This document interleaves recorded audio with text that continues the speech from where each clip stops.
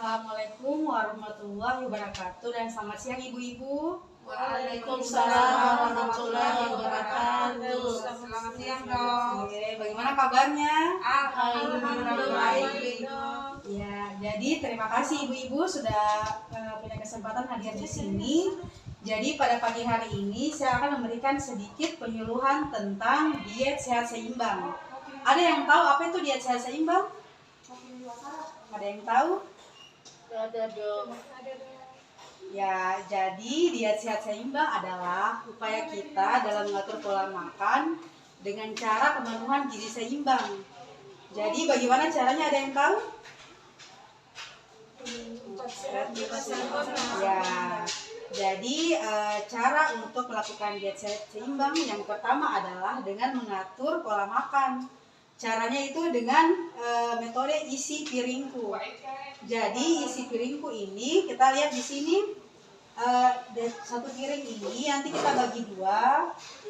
Seperdua piring ini terdiri dari 2/3 makanan pokok, kemudian 1/3 dari setengah lauk pauk, kemudian 2/3 dari setengah piring sayuran, dan 1/3 dari setengah piring itu buah-buahan. Nah, apa saja contohnya? Misalnya di sini makanan pokok ada kayak beras merah, jagung, ubi. Kemudian lauk pauknya ada protein nabati, protein hewani. Kemudian ada sayur-sayur, buah-buahan. Misalnya pepaya, apel, pisang. Coba saya lihat dong. Nah, ini yang gambar jelasnya ya. Misalnya di sini makanan pokok. Ini ada contohnya singkong, beras merah nih. Di jalan. Jadi nanti di piring ini isinya hanya 2/3 dari setengah piring. Jadi tidak boleh berlebihan ya. Kemudian untuk lauk pauk di sini ada protein nabati dan protein hewani ya. Yang hewani itu misalnya ikan, ayam, daging, telur. Yang nabati misalnya tempe, tahu, kacang-kacangan. Dan ini dia hanya 1/3 dari setengah piring. Kemudian ini untuk sayur-sayuran, dia itu 2/3 dari setengah piring. Misalnya terong, ketimun, selada, seperti sayur-sayur yang biasa dimakan sehari-hari. Kemudian untuk buah-buahan, ini banyak buah-buahan yang murah, misalnya pepaya, pisang, semangka, jambu. Ini dia 1/3 dari setengah piring.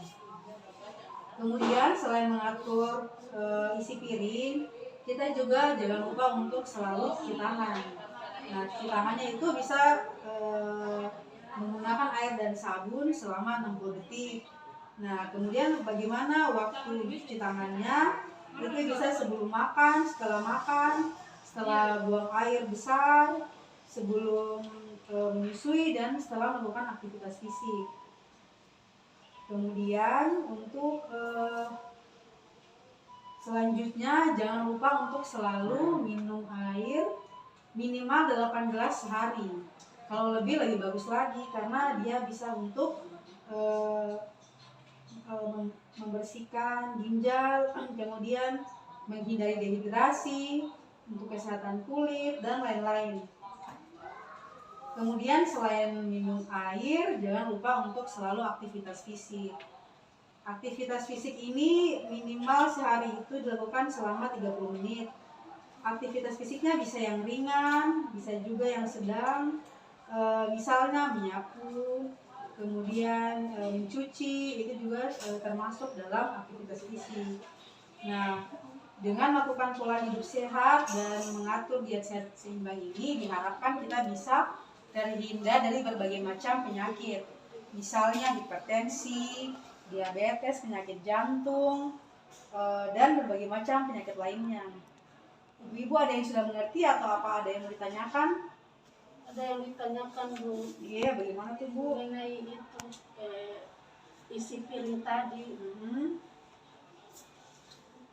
Isi piringnya, Bu. Ya. Kan di situ ada kacang-kacangan. Sementara saya asam urat. Apa penggantinya, Bu? Ya, kalau untuk orang-orang dengan asam urat tinggi memang dihindari untuk mengkonsumsi secara berlebihan jenis kacang-kacangan.